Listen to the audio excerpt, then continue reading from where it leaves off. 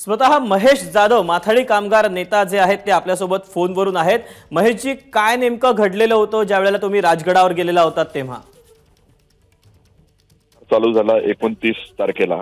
29 तारखेला सकाळी मी अमित ठाकरेंच्या पीएनचा पहिला फोन आला, महेश ओवेंचा। त्यांनी सांगितलं की हा विषयात जो माथाडी कामगारांचा जो विषय आहे, 1000 कामगारांचा विषय आहे, तो सोडून द्यायचा। त्याचे जे कॉन्ट्रॅक्टर आहेत ते घरच्याच्या ओळखीचे आहेत आणि त्यामुळे तू काम विषय सोडून द्यायचा। मी म्हटलं, साहेब हे 800 कामगार आहेत आणि ह्या 800 कामगारांचा विषय, मराठी कामगारांचा विषय मी अशा पद्धतीने सोडू शकत नाही। त्याच्यावर त्यांनी सांगितलं, मग त्यांनी तो फोन ठेवला। त्याच्यानंतर मला त्यांच्या दुसरे पीए जे आहेत ते मनोज हाटे, त्यांचा फोन आला। त्यांनी सेम गोष्ट सांगितली की तुला हा विषय सोडावा लागेल, अमित ठाकरेंनी सांगितलेला आहे आणि ह्या विषयात तू लक्ष घालायचं नाही आणि विषय जागेवर सोडायचा आहे। मी त्याही रेकॉर्डिंग्स आणि त्याही माझ्याकडे सगळं आहे। महेश ओवेची रेकॉर्डिंग आहे, मनोज हाटेंची रेकॉर्डिंग आहे, अमित ठाकरेंची सुद्धा रेकॉर्डिंग आहे। त्या दिवशी मला अमित ठाकरेंशी मी जेव्हा बोललो की अमित ठाकरेंना सांगितलं की सर असं हे 800 माथाडी कामगार आहेत आणि ह्यांना न्याय देणं खूप गरजेचं आहे आणि ह्यांना जर देशोधडीला लागले तर हे सगळ्या पक्षाचं नाव आणि सगळ्या गोष्टी खराब होऊ शकतात।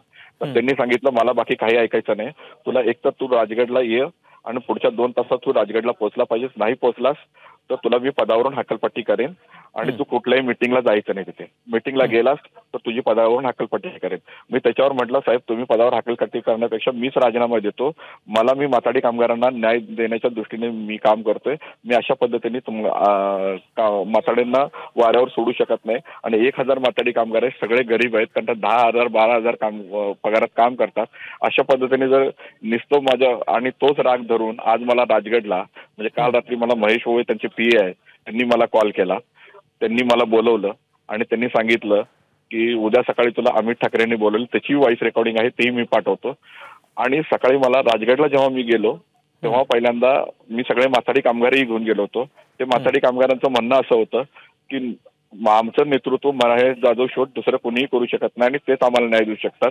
आणि हे अमित ठाकरेंसमोर ठामपणे सांगितल्यानंतर त्यांचा राग आणखीन अनावर आला आणि त्यांनी मला परत आतमध्ये केबिनमध्ये बोलवून घेतलं। माथाडी कामगार सगळे बाहेर गेले, जवळजवळ 200-250 माथाडी कामगार होते।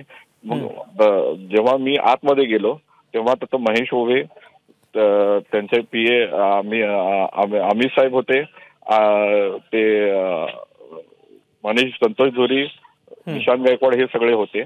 आणि अमित ठाकरेंनी मला शिवाय द्यायला चालू केलं, तुला ह्या राजकारणात तुला कुणी मोठं केलंय, पक्षात ते मराठी कामगार सेनेचे जरी पदाधिकारी ते जरी कामगार असले ते ऐकत काही नाहीत आणि जर ऐकत नसतील तर तुला मी म्हटलं, साहेब तुम्ही अशा शिवाय गळून बोलू नका, मी वाटल्यास पक्षाचा मी राजीनामा देतो, तुम्ही मला इतक्या खालच्या भाषेत बोलू नका। तर त्यांनी सरळ उठले आणि त्यांनी काहीतरी हातात घेतलं आणि त्यांनी माझ्या डोक्यात मारलं। माझ्या डोक्याला 5 ते 7 टाके पडले। पोलीस सुद्धा कंप्लेंट घ्यायला तयार नाहीत, माझ्या ऑफिस सुद्धा आता फोडलेलं आहे। अशा पद्धतीने राज ठाकरेची धापचपटशाही आणि त्यांच्या मुलाची धापचपटशाही, एखाद्या प्रकारे कॉन्ट्रॅक्टरला दालजेणी काम करण्याचा आणि एकीकडे मराठी असल्याचा कैवारी करायचा आणि मराठीच्या नावाने अन्याय करायचा, हे सगळे धंदे राज ठाकरे आणि राज ठाकरेंचा मुलगा करतोय असं मला वाटतंय।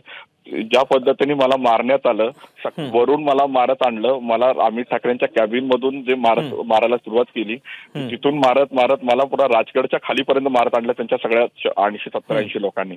अमित ठाकरेंनी तेवढे मारले आणि तिथून बाजूला झाले। त्याच्यानंतर त्यांच्या बाकीच्या लोकांनी मारत मला खाली वरून ते राजगडवरून ते खालीपर्यंत आणलं। हा सगळा प्रकार घडला आहे। एक प्रकारे माथाडी कामगारांना न्याय द्यायला गेल्यानंतर जर अशा पद्धतीने एखादा सामान्य कार्यकर्त्याला 20 वर्ष जुना असलेल्या कामगाराला फक्त एका कॉन्ट्रॅक्टरच्या सांगण्यावरून जर मारहाण होत असेल तर नेमकं नुसतं मराठीचं आव आणण्याचं काम करायचं एवढंच दिसतंय मला। महेशजी, तुम्ही जो सगळा आता प्रकार सांगितलेला आहे तो सगळा ऐकतायत ते मनसेचे नेते संदीप देशपांडे देखील आपल्यासोबत आहेत, त्यांनी देखील तुमचं सगळं म्हणणं ऐकलेलं आहे। संदीपजी, काय तुमची पहिली प्रतिक्रिया? कारण की मनसेच्याच एका माथाडी कामगाराला थेट मारलं जाते, त्यांनी थेट आरोप केलेले आहेत, ते सर्वोच्च तुमच्या नेत्यावर आणि त्यानंतर अमित ठाकरेंवर सुद्धा।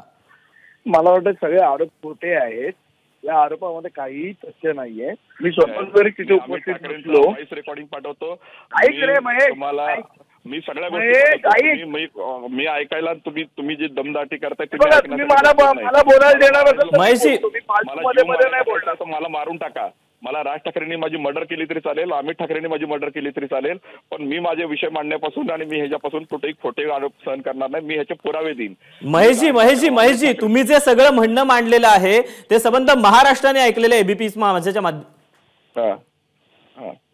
संदीप देशपांडेंचं काय नेमकं म्हणणं आहे आपण ऐकून घेऊया. महेशजी त्यांचं म्हणणं ऐकूया. मुळात जी मला माहिती दिलेली आहे तिथे उपस्थित असलेल्या आमच्या पदाधिकाऱ्यांनी त्यांनी हे स्पष्ट सांगितलेलं आहे की याच्या अनेक तक्रारी सन्माननीय अमित ठाकरे यांच्याकडे येत होत्या, कामगारांची फसवणूक केल्याच्या, कामगारांकडनं पैसे घेतल्याच्या, आणि त्याचा जाब विचारायला त्यांना आज बोलवलं होतं. त्यावेळेला अनेक कामगार घेऊन ते तिथे आले आणि उलटसुलट उत्तरं द्यायला लागले आणि त्यानंतर या पद्धतीने अमित ठाकरेंची ते बोलले. त्यामुळे तिथे चिडलेले जे कामगार होते, महाराष्ट्र सैनिक होते, त्यांनाच राग आला आणि त्यांनीच त्याला प्रसाद दिला. ही एकंदर जी मला मिळालेली माहिती आहे ती आमच्या पदाधिकाऱ्यांनी सांगितलेली माहिती आहे, त्याप्रमाणे मी तुम्हाला सांगतोय. महेशजी वस्तुस्थिती वेगळी असल्याचं म्हणताय संदीपजी. मी ह्या विषयात जर पुरावे द्यायला तयार आहे. अमित ठाकरेंनी फोन केल्याचे पुरावे देतो, महेश होळेंनी फोन केल्याचे पुरावे देतो, आणि अमित ठाकरे कसा भ्रष्टाचारी याचे सुद्धा पुरावे देतो. आणि जर पुरावे नाही देऊ शकलो तर मग आम्हाला ह्याच्यावरती त्यांचं काय म्हणणं आहे त्यांनी सांगायचं. कारण कसं आहे की मी एक संयम ठेवतोय ना कार्यकर्ता, तर कार्यकर्त्याला अशा पद्धतीने मारणं म्हणजे 20 वर्ष जर जुन्या कार्यकर्त्याला तुम्ही अशा पद्धतीने ट्रीट करताय म्हणजे तुमची नियत दिसते की तुम्हाला फक्त पैसा आणि पैशासाठी काम करणारी संघटना आहे, मराठी आणि मराठी माणसासाठी काम करणारी संघटना नाही, एवढं लक्षात येतं. मुळात आता 20 वर्ष काम करताना लक्षात नाही आलं का? आज अचानक 20 वर्ष काम करताना असं अनेक नाही हो. लक्षात आलं. पण प्रत्येक वेळेला माणूस काय असतो की जर माझा विषय नाही तर मी कशाला लक्ष घालू. जर माझ्या ह्यात मागच्या 2 महिन्यापूर्वी 3 महिन्यापूर्वी मला रिलायन्स इंडस्ट्रीच्या माताडी ह्याच्या कामगारांसंदर्भात विषय सोडण्याचे आदेश मला दिले पक्षप्रमुखांनी. अशा पद्धतीने मी पुरावे देईन. या सगळ्या गोष्टीचे मला आदेश दिले, याचे पुरावे आहेत माझ्याकडे. प्रत्येक गोष्टी ठाकरेंनी मला फोन करून सांगितलं हा विषय सोडायचा. अमित ठाकरेंनी मला हा विषय हा विषय सोडून देण्यासाठी प्रेशर केलं. त्याचा फोन आणि फोन रेकॉर्डिंग सुद्धा आहे माझ्याकडे, मी ते सुद्धा पाठवतो. जर एवढे पाठवा, तुम्ही जे असेल ते पाठवा, बघू आपण. महेशजी ते म्हणतात की तुम्ही तुमच्याकडे पुरावे असतील, संदीपजी म्हणतात की पुरावे असतील तर तुम्ही थेट पोलिसात जा. मी ते एबीपी माझा लिंक पाठवतो. मला पोलिसांपेक्षा आता माझ्या जीवाला खूप धोका आहे. 100% राज ठाकरेची माणसं माझी मर्डर करतील आणि ह्याला सर्वस्व जवळ राज ठाकरेंनी अमित ठाकरे आणि हे सगळं माझ्या जीवितास धोका. राज ठाकरेने अमित ठाकरे थोतांड आहेत. ते खोटं महाराष्ट्रातला बुरका आणून दाखवत आहेत मराठी माणसाचा कैवारी असल्याचा. राज ठाकरे बिलकुल आणि अमित ठाकरे. संदीपजी तुम्ही आरोप करताना देशपांडेंचं म्हणणं सुद्धा ऐकून घ्या. ते देखील त्यांचं जे काही म्हणणं ते देखील तुम्ही ऐकून घ्या. संदीपजी बोला. मुळात असं आहे, अशा प्रकारचे खोटे आरोप स्वतःच्या अंगाशी आल्यावर लोक करतात. इतके 20 वर्ष तो काम करतोय. मला वाटतं गेले 3-4 वर्ष तो अमित ठाकरेंबरोबर काम करतोय, ओळखतोय त्यांना. अनेक समस्या त्यांच्याकडे सोडवायला जातो. त्यावेळेला त्याला आठवलं नाही आणि आज त्याला अचानक उपरती झाली की हे सगळं तोटांडे आणि कोण पैसे मागते आणि कोण काय करते. गेले 4 वर्ष तो अमित ठाकरेंना भेटतोय, त्यांच्याशी बैठका करतोय, कामगारांचे विषय त्यांच्याकडे आणतोय, ते विषय सॉल्व्ह करून घेतोय. तेव्हा त्याला आठवलं नाही, आज कसं आठवलं?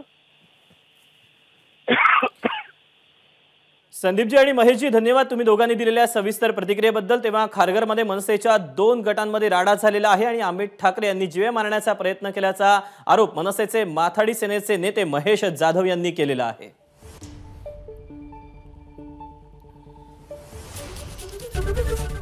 एबीपी माझा, उघडा डोळे बघा नीट.